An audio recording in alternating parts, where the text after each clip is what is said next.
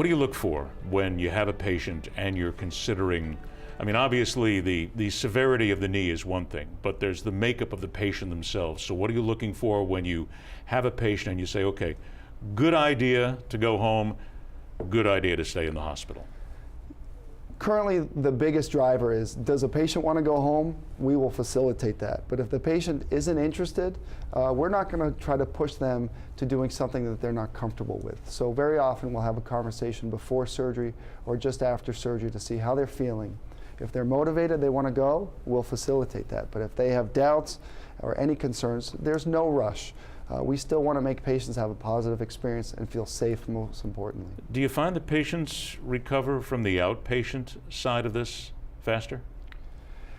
There's no doubt patients recover faster at home. When you sleep in your own bed, you eat your own food, you don't feel like a sick patient. You feel like you're recovering.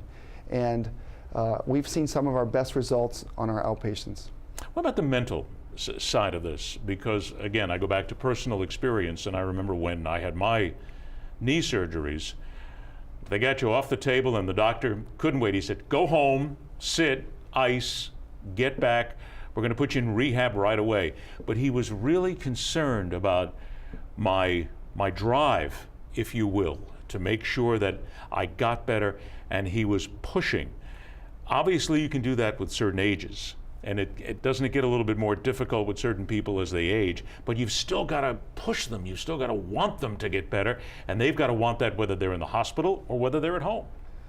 And you become a psychologist in many ways. Undoubtedly, this is the main part of the recovery process, and we've hit on this point already a few times, but empowering the patient, educating the patient, and a patient's not going to have surgery, and we're not going to offer surgery unless we find a patient that wants to get better.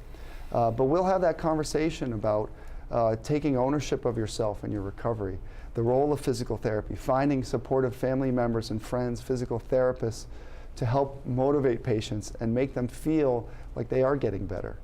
And a direct communication line. Patients will communicate with us, with myself, with my office quite regularly to make sure they're meeting their goals.